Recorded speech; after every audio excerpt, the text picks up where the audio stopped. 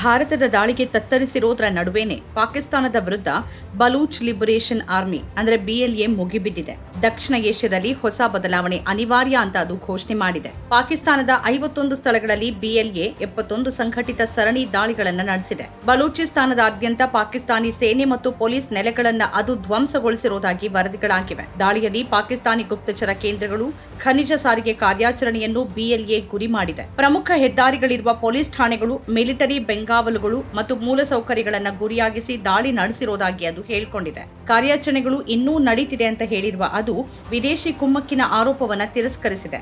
ತಾನು ಯಾವುದೇ ದೇಶದ ಪ್ರಾಕ್ಸಿ ಎಂಬ ಆರೋಪವನ್ನು ಬಲವಾಗಿ ಖಂಡಿಸೋದಾಗಿ ಅದು ಹೇಳಿದೆ. ಪಾಕಿಸ್ತಾನದ್ದು ಬೂಟಾಟಿಕೆ ಮತ್ತು ದ್ವಂದ್ವ ನಡೆ ಅಂತ ಅದು ಟೀಕಿಸಿದೆ. ಪಾಕಿಸ್ತಾನ ತನ್ನ ಯುದ್ಧದ ಅಜೆಂಡವನ್ನ ರಾಜತಾಂತ್ರಿಕ ಪ್ರಸ್ತಾಪಗಳೊಂದಿಗೆ ಮರೆಮಾಚ್ತಿದೆ ಅಂತ BLA ಆರೋಪಿಸಿದೆ. ಬಲೂಚಿಸ್ತಾನದಲ್ಲಿ ಸ್ವಾಯತ್ತತೆ ಮತ್ತು ಸ್ಥಳೀಯ ಸಂಪನ್ಮೂಲಗಳ ನಿಯಂತ್ರಣಕ್ಕಾಗಿ BLA ನಡೆಸುತ್ತಿರುವ ದೀರ್ಘಕಾಲದ ಹೋರಾಟ ತೀವ್ರವಾಗಿರುವುದನ್ನ ಈ ದಾಳಿಗಳು ಸೂಚಿಸುತ್ತಿವೆ. ಪ್ರಮುಖ ರಸ್ತೆಗಳಲ್ಲಿ ತಡೆಯೊಡ್ಡಿರುವುದಾಗಿ BLA ವಕ್ತಾರ ಜಿಯಾಂಡ್ ಬಲೂಚ್ ಹೇಳಿದ್ದಾರೆ ಅಂತ ವರದಿಯಾಗಿದೆ. ಸ್ವಾತಂತ್ರ್ಯ ಬಯಸುವ ಬಲೂಚ್ ಲಿಬರೇಷನ್ ಆರ್ಮಿ ಸ್ಥಳೀಯ ಜನರಿಗೆ ಪ್ರಯೋಜನವಾಗದಂತೆ ಪ್ರದೇಶದ ನೈಸರ್ಗಿಕ ಸಂಪನ್ಮೂಲಗಳನ್ನು ಹೊರತೆಗೆಯುವುದನ್ನು ಟೀಕಿಸುತ್ತೆ. ಬಲೂಚ್ ಹಕ್ಕುಗಳನ್ನು ಸರ್ಕಾರ ನಿರಾಕರಿಸೋದ್ರ ಬಗ್ಗೆ ಅದು ಆಕ್ರೋಶ ವ್ಯಕ್ತಪಡಿಸುತ್ತಾನೆ ಬಂದಿದೆ.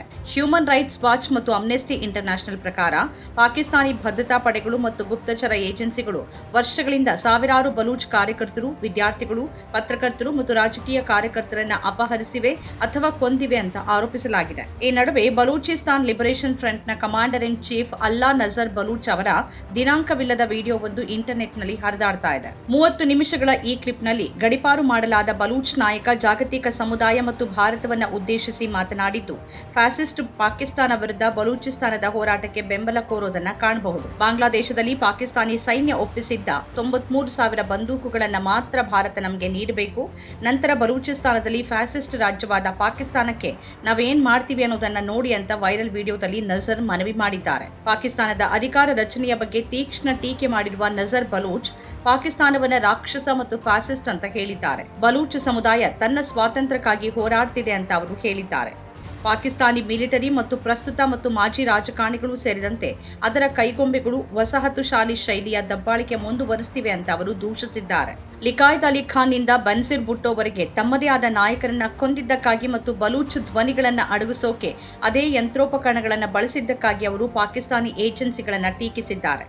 ನೂರಾರು ಬಲೂಚ್ ಜನ ಕಣ್ಮರೆಯಾಗಿದ್ದಾರೆ, ಅವರನ್ನ ಕೊಲ್ಲಲಾಗಿದೆ ಮತ್ತು ಸಾಮೂಹಿಕ ಸಮಾಧಿಗಳಲ್ಲಿ ಹೂಳಲಾಗಿದೆ ಅಂತ ವಿಡಿಯೋದಲ್ಲಿ ನಜರ್ ಆರೋಪಿಸಿದ್ದಾರೆ. ಮುಲ್ತಾನ್ನಲ್ಲಿನ ಆಸ್ಪತ್ರೆಗಳಿಗೆ ಶವಗಳನ್ನು ತರಲಾದ ಇತ್ತೀಚಿನ ಉದಾಹರಣೆಗಳನ್ನು ಅವರು ಉಲ್ಲೇಖಿಸಿದ್ದಾರೆ. ಬಲೂಚ್ ಹೋರಾಟವನ್ನ ಪಂಜಾಬಿ ವಿರೋಧಿ ಅಂತ ಚಿತ್ರಿಸಲಾಗ್ತಿದೆ ಅಂತ ಪಾಕಿಸ್ತಾನಿ ಮಾಧ್ಯಮದ ವಿರುದ್ಧವೂ ಅವರು ಆಕ್ರೋಶ ವ್ಯಕ್ತಪಡಿಸಿದ್ದಾರೆ. ತಮ್ಮ ಹೋರಾಟ ಜನರ ವಿರುದ್ಧವಲ್ಲ, ಸರ್ಕಾರದ ವಿರುದ್ಧವಾಗಿದೆ ಅಂತ ಅವರು ಹೇಳಿದ್ದಾರೆ. ನಾವು ಮಾನವೀಯತೆ ಉಳ್ಳವರು, ನಾವು ಸ್ವಾತಂತ್ರ್ಯವನ್ನ ಪ್ರೀತಿಸ್ತೀವಿ ಅಂತ ಹೇಳಿರುವ ಅವರು BLF ಮುಗ್ಧ ನಾಗರಿಕರನ್ನ ಗುರಿಯಾಗಿಸಿಕೊಂಡಿದೆ ಅನ್ನೋ ಆರೋಪವನ್ನ ನಿರಾಕರಿಸಿದ್ದಾರೆ. ನಮ್ಮ ಕಾರ್ಯಕ್ರಮಗಳನ್ನ ನೀವು ನೋಡ್ತಾ ಇದ್ರೆ ನಮ್ಮ ಚಾನೆಲ್ ಅನ್ನ ಸಬ್ಸ್ಕ್ರೈಬ್ ಮಾಡಿ, ಪಕ್ಕದ ಬೆಲ್ ಐಕಾನ್ ಒತ್ತಿ ನಮ್ಮನ್ನ ಬೆಂಬಲಿಸಿ. ಹಾಗೆ ನಮ್ಮ ಕಾರ್ಯಕ್ರಮಗಳನ್ನ ಲೈಕ್ ಮಾಡಿ, ಕಮೆಂಟ್ ಮಾಡಿ, ಅದನ್ನ ಬೇರೆಯವರಿಗೂ ವಾಟ್ಸ್ಆಪ್ ಮೂಲಕ ಶೇರ್ ಮಾಡಿ. ನೀವು ಹೀಗೆ ಮಾಡಿದಾಗ ನಮ್ಮ ಚಾನೆಲ್ ಮತ್ತಷ್ಟು ಜನರಿಗೆ ತಲುಪಲು ನೀವು ನಮ್ಮೊಂದಿಗೆ ಸಹಕರಿಸಿದ ಹಾಗಾಗುತ್ತೆ. ಇದು ನೀವು ಯಾವುದೇ ಖರ್ಚಿಲ್ಲದೆ ಕೆಲವೇ ಸೆಕೆಂಡುಗಳಲ್ಲಿ ನೀಡಬಹುದಾದ ಸಹಕಾರ. ಧನ್ಯವಾದಗಳು.